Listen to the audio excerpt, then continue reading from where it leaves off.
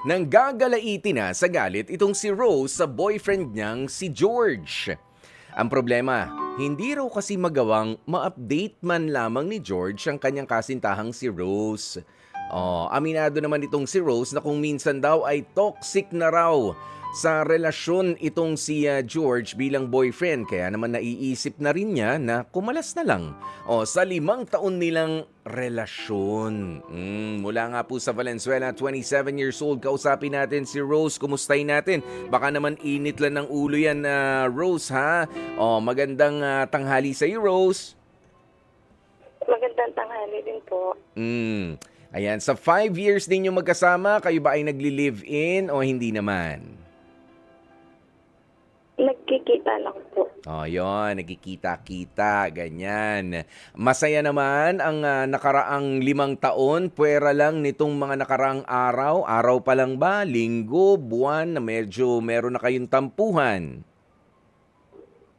Masaya naman po kami ng mga nakarang pero no, ito mga siguro weeks na din po. Nag-expire.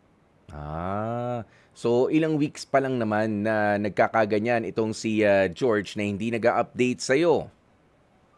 Opo. Bakit? Ano ba nagbago? Meron ba siyang trabaho na busy-busy siya, inaasikaso? May work po siya. Pero nung mga last month naman po, nakakapag-update naman po palagi. Pero ngayon po parang medyo may hindi po. Okay. So ano ba yung pag-update na sinasabi mo? O baka naman ikaw yung tipo na mayat maya gusto mo naka-update. Lahat na lang ng ikinilos ni boyfriend ay updated. Kumain ka na. Yung mga, alam mo yung mga tipong gano'n, kumain ka na ba? Matutulog ka na ba? Hindi ka nag-good night? Hindi ka nag-good morning? Sira tuloy yung araw ko. Yan, yung mga ganyan. Opo, yung mga ganong bagay lang po yung pag nakapasok na po siya, pag naka-break na or naka-out na. So, wala. Bakit daw? Anong explanation niya? Nakakalimutan lang daw po ganun. Nakakalimutan. Pero sa isang buong maghapon, nakakalimutan niya na nandito na ako sa trabaho. At pag-uwi naman, nakalimutan na rin na nandito na ako sa bahay. Opo. Medyo meron ngang mali doon, ano? Pero ikaw naman, doon sa pangungumusta mo, kinukumusta mo ba siya sa ginagawa niya, sa trabaho niya? Opo, kinukumusta ko namin po. Kasi alam mo, merong ibang mga karelasyon dyan na hinihintay lang talaga na mag-good morning. Ayan, babati muna si yung partner ko. Pagka hindi siya bumati, hindi rin ako mababati. O ikaw ba yung tipo na gano'n, na kailangan mauuna siya mag-message bago ikaw? May tayo po na gano'n. Ganon. Inaantay ko dito sa mag-chat. Alam mo kayo, 'di ba? Kung naghihintay kayo palagi ng kumbaga sa merong giver, merong receiver. 'Di ba? Ikaw receiver, ikaw yung tagatanggap ng mga unang mensahe, tama? Opo. Naghahanap ka ng bati na good morning o kaya naman nakapag-report na si boyfriend sa'yo. Hihintayin mo, magkikimkim ka ng galit, pero hindi mo rin siya kukumustahin. Tama ba? Opo. Yun nga eh. Ano sa tingin mo yung mali? Sa tingin ko may mali dito. Yun. Ano yung mali mo, Rose? Sige, maganda yung ikaw ang nakaka-realize at ikaw yung magsasabi rin sa sarili mo. Sige, ano yun? Opo. Sa tingin ko po nagiging toxic din po yung ugali ko dahil sa yung last po ng time gusto ko na sa akin. May issue din po kasi dati na nahuli ko din po kasi siya na may kachat na iba. Kaya po siguro ganun din po yung pag-o-operating ko. Baka merong ibang na-update. Hindi lang ako ma-chat. Meron siyang kachat. Okay, sige. Alam mo, maganda na na balikan natin yung linya mo. Medyo parang muffled, ganyan, parang tunog lata. Rose ng Valenzuela, O sige, babalikan ka namin. Sige, tawag kami ulit sa'yo, no? Ayan, para mas magkaintindihan tayo. Pero alam nyo, meron ngang mga ganyang klase ng karelasyon. Hindi mo ko binati ng good morning. Hindi ka nag-good night. O bakit? Hindi ka rin ba makapag-text sa akin? Hindi ka rin ba makapag-message sa akin? Ganoon ba yun? Oo na. Pagka hindi ako nag-message, mas uunahin mo na magtampo kesa kumustahin ako. O kasi alam nyo kayo, o yung iba, hindi ka nag-message sa akin kung nakarating ka na sa opisina. Kapag ka medyo lampas na sa oras, hindi pa rin nagme-message yung jowa mo na nasa opisina, hindi mo ba naiisip minsan na baka na traffic? O kaya naku, baka wag naman sana. Oo, knock on wood. Ayan, baka merong hindi maganda nangyari. 'Di ba? Yung ibang iniisip, nagtatampo, iniisip na ano yung ibabanat o ano na yung ihihirit ha sa pagkikita nila, ayan sa mga chat. Ayan, pero hindi iniisip na ako kaya mag-message naman sa kanya. Ayan. O Rose, o sige, tuloy mo yung kinikwento mo. Sabi mo na-realize mo na medyo toxic ka na. Opo. Oo, toxic ka na sa relationship nyo dahil ikaw yung madalas naghihintay ng mga message at ano pa nga yung sinasabi mo? Opo. Naisip ko rin po na medyo naging toxic na din po ako. Kasi Mm. dati po, nahuli ko na din po siya twice na may ka-chat. Napatunayan mo ba yung mga kachat niyang yun? Opo. Napatunayan na jowa niya o alam mo na, pinoporma-pormahan lang? Yung mga pinapormahan po gano'n, tapos minsan nakikipagkita din. Okay. Ayan, well, all the more. Po. O, 'di ba? Di mas lalo mo nga siyang kumustahin o hindi ka nag-message. Nasaan ka na? Nakarating ka na ba diyan? Nakakain ka na ba? Nakauwi ka na ba ng maayos, matiwasay sa bahay ninyo? Ganyan. O kaya tumawag ka. 'Di ba? 'Di ba mas maigi Opo. 'yun kaysa yung nagkikimkim ka kasi parang ikaw rin yung nagki-create ng problema na hindi naman sana malaki, lumalaki. Dahil sa dinedelay mo ng dinedelay yung ano no. Plus sabi mo kanina may nabanggit ka rin na gusto mo yung oras niya, nagiging demanding ka na sa oras, tama? Opo. Hmm. Ano to, ibig sabihin kahit nasa trabaho siya, gusto mo nagcha-chat siya o naka-video call pa? Hindi naman po. Kumbaga mag-a-update lang po. Mag-update. Okay. Opo. Yung mga basic lang naman ng mga update, ano? Ayan. Opo. Pero, alam mo, yung iba, mas malala pa nga sa'yo eh. Dahil nasa trabaho, para nire-require nila yung karelasyon nila, naka-video call. Well, ako naiintindihan ko yan. Buti kung long distance ang relationship ninyo. Nandito yung monitor, pero nandito video call yung jowa. Maintindihan natin yan, ano? Ayan, pero yung parang nakabantay lang, yung parang ano, parang ang ano, no? Parang ang usisero ng dating ko. Yan, pero hindi lang kasi isa, hindi lang dalawa yung mga nakitaan ko ng ganito eh. Baka sinisigurado ko, Rose, na baka nire-require mo naman itong si George na ganyan ang gawin. May ginagawa dito, sa banda rito, halimbawa sa computer niya, pero nandito yung cellphone, kailangan nandun ka rin. Binabantayan mo rin siya. Kawalan naman ng tiwala yon. Mahal mo, pero wala kang tiwala. Wag sana darating sa ganong punto. Ano bang trabaho nitong si George? Sa ano po, sa SM po. Sa Balik, baker po siya. ano? Baker po. Waiter. Waiter? Waiter? Ganon? Baker po. Baker. Sa bakery, nagtatrabaho. Tama? Opo. Sa Ayun. SM po. Yun. Okay, baker siya. Ikaw ba, meron ding pinagkakaabalahan sa buhay? Anong trabaho mo, Rose? Cashier po. Ayun. So, parehas naman kaya pala kayong mga parehas kayo may mga pinagkakaabalahan. 'Di ba? Pero, I think that's it eh. Kung hindi ka kinukumusta, ikaw ang mangumusta. Di ba ganun yun? Dapat sa isang relationship, give and take.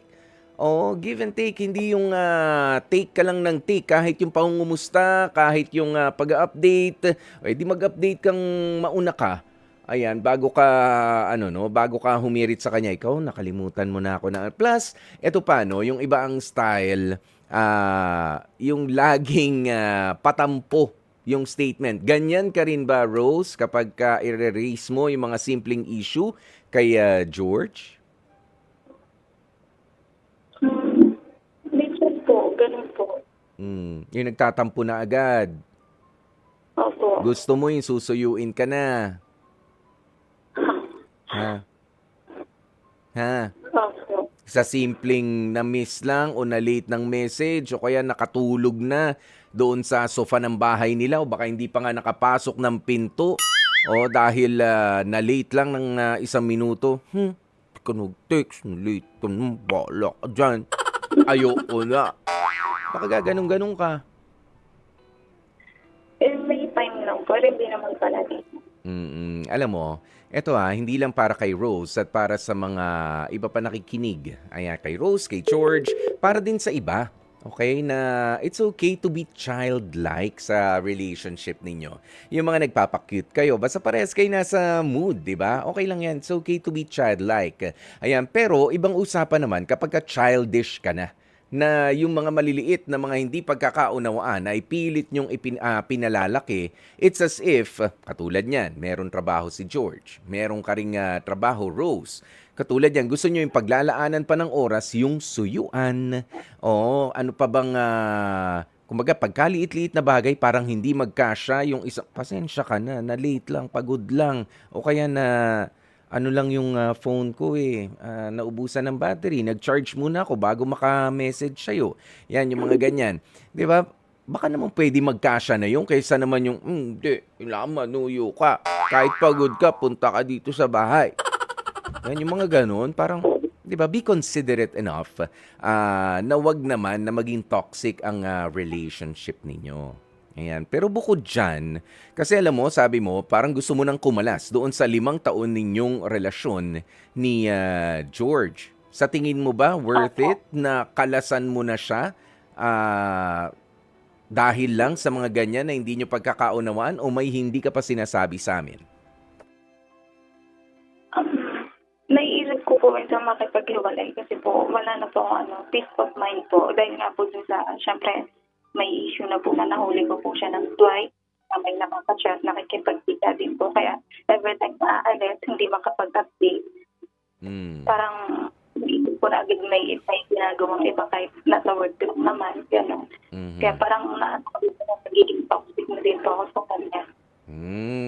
So, okay. Sige. So, kailan ba itong huling beses na nahuli mo itong si George? Yung last year po, ng December. December lang. So, 2 months ago. Tama? Oh, iyon. So, ibig sabihin, 2 months ago, sa tingin mo, ay parang pinatawad mo. Natural, kayo pa rin hanggang ngayon eh. Pero sa tingin mo, dahil sinubukan mo naman pala magpatawad, dahil siniguro mo ba na na-meet niya ito? Inamin ba niya sa'yo? Nag-date sila nung babae? Nakachat niya? Opo, lumabas lang daw po sila isang beses. Pero madalas niya po nakaka-chat. Hanggang ngayon? Hindi na po. Hindi na daw. So ngayon, wala ka ng peace of mind. Well, that's another thing. Okay? Yung kanina, yung pinag-uusapan natin, sa inyong dalawa lang na magjowa na hindi siya nag-update. Pero kung ganito nga, na very recent lang din, yung hindi ninyo pagkakaunawaan at nahuli mo pa nga siya, at sabi mo sa loob ng ilang linggo, wala namang pagbabago? Hindi siya sumusubok na bumawi sa'yo? Tama ba? Sinubukan naman po. Pero yun nga po, dahil sa ganung issue, parang nawalan din po talaga ako ng tiwala. Kaya ganun na din po yung parang nagiging toxic na po yung behavior ko. Ayun lang. So, hirap ka na magtiwala ulit kasi hindi lang isang beses nangyari, no? Naintindihan naman kita dyan, Rose. Tama? Opo. Oh, ayun. Alam mo, ito, sabi ni Gerard Anthony Villadolid, hiwalayan na yan. Oo, wala nang tiwala eh. Oh, hiwalayan na ang puntahan ninyo kung wala nang tiwala. Sinubukan mo naman eh. Pwede rin naman yan. Oo, Rose. Oh, kasi dito, out of the question na yung hindi siya nag-update, hindi siya nag-ano. Siyempre, ikaw, naintindihan ko nga naman, 2 months ago lang pala ang kalokohan na ginawa nitong si George. Ayan, pero nakakalimutan pa rin update. Kumbaga, nasa healing stage ka pa eh. Oh, well, Yun lang ang masasabi natin. Pero yun ba makapagpapagaan ng isipan mo, Rose? Ang nag-iisip pa rin po kasi Hmm. syempre 5 years po na yung pinagsamahan din po namin. Sorry, ano ulit? Maingay yung linya mo? Paano? Ang pinag-iisipan ko pa rin naman po ng maayos kasi syempre 5 years po, Mhm. hindi naman din po biro yung pinagsamahan kahit na pa paano. Oo. Yung pinakahuli niya na kalokohang ginawa sa'yo noong December, yung isa pa, may nauna eh. Kailan naman yun? Last year lang din po pero sa chat lang po siya.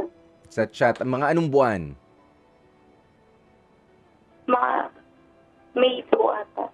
May. Okay. So, pero nung mga previous years ng pagsasama ninyo, wala naman din talaga. Malinis o hindi mo lang nahuhuli? Hindi ko lang po siguro. Malinis naman po itong last year lang. Last year. Alam mo, Rose, kapag ka ganyan na, nahuli mo na siya last year, sabi mo nga around May of last year, at umulit na naman noong December, maganda nga. Alam mo, may punto ka. Na tapusin na dahil parang gusto nang kumawala eh. Parang gusto nang kumawala. Diyan kita parang mas gustong tulungan na Rose, tanungin mo na yan. Kung gusto mo nang kumawala, wag mo nang pigilan pa. Naghahanap na talaga ng iba eh. Tinanong mo na ba siya ng ganun, Rose? O ikaw pa itong nagpipigil? Hindi ko pa po siya tinanong ng ganun. Pero ready ka ba kung sakasakali na tatanungin mo yun na alam mo kung naghahanap ka na talaga ng iba, na outside of our relationship, nalalambingin mo, ide-date mo, doon ka na. Makipag-date ka dyan, makipagkilala ka kung nagsawa ka na. 'Di ba? Bilang respeto naman doon sa present mong karelasyon. And respetuhin mo rin yung sarili mo enough, Rose, na wag ka namang papayag na pinagbibigyan mo na nga, tapos ganyan-ganyan pa, paulit-ulit na, habitual na.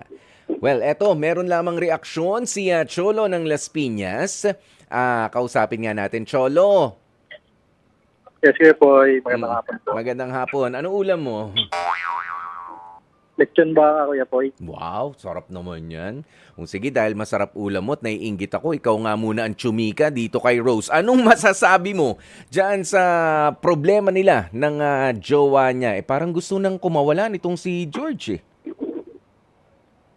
Sa akin na, Kuya Poy, kung wala nang pagmamahal talaga sa isa't isa, magandang pakawalan na nila kasi lang nila yung sarili nila at sinasaktan nila yung isa't isa, Kuya Poy. So ikaw, tapusin na. Oo, Kuya Poy, kasi kung mahal mo naman talaga yung tao, Kuya Poy, hindi ka naman kakasakit ng partner. Oo. Kumbaga, kaya nga tinanong ko yung ulam mo kanina eh. Naghanap ka pa ba ng masarap yung ulam mo? Hindi, Kuya Poy. Hindi. Hindi ka nagustuhan. Hindi mo nagustuhan. Naghanap ka ng iba. Yes, Kuya Poy. Naghanap ka ng iba. Ganon din sa relasyon, di ba? Kapag hindi mo na nagustuhan, naghanap ka na ng iba. Yun lang Tama, rin yung Kuya Poy. punto ron. Maraming salamat sa iyo, Cholo. Nainggit pa naman ako sa ulam mo, kaya pala wala kang reaction, di ka nasarapan. Thank you, Cholo. Ito, balik tayo Thank sa iyo, you, Kuya Poy. Rose. Napakinggan mo ba yon? Opo. Alam mo, kung ang pinanghihinayangan mo na lamang yung 5 taon na pinagsamahan ninyo, well, ito na yun last year. Ay, aray ko, sakit sa tenga yun. Ayan series na ng pagkahuli ng doon sa boyfriend niya yung nangyari May and then December. So kailan na ulit this year? Plus, ayun nga, hindi nakikipag-usap ng maayos itong si George. Kaya Rose, wala na rin siyang pakialam kung makapag-update o hindi. 'Di ba? Parang sa ngayon lang naman, yun lang naman yung inihiling nitong si Rose for her peace of mind. Rose? Rose? Hello po. Ayan, nandiyan ka na ulit sa linya, no? Okay, sige. Kung meron kang gustong sabihin kay George sa pagkakataong ito, ano yun? Sabihin mo na ngayon dito sa programa nating Heart to Heart.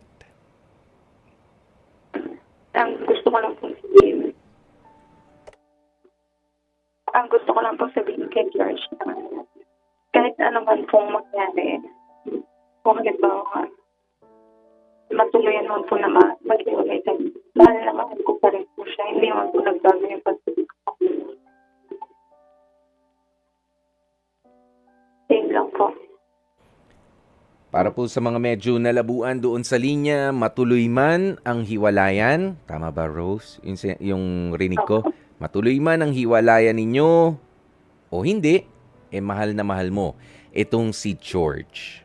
Okay? Pero sa ngayon, pag-iisipan mo pa ng mas malalim. Pero kung ako sa'yo, Rose, tama na. Nakadalawa na last year. Tapos ngayon, kulang na rin siya sa effort. Sabi mo pa, wala kang peace of mind. Baka hindi ka na mag-function yan ng maayos sa pang-araw-araw. Opo. Okay. Maraming salamat sa iyo, Rose, ano? At lakasan mo ang loob mo. Ano man ang maging desisyon mo. Hiwalayan o bigyan ng pagkakataon. Kung bibigyan ng pagkakataon, kailangan medyo mas mahigpit na. Oo, ngayon, dahil 2 sunod yon last year. Patunayan niya ulit ngayon kung gusto niya pa rin magstay, pero kung pakawalan na.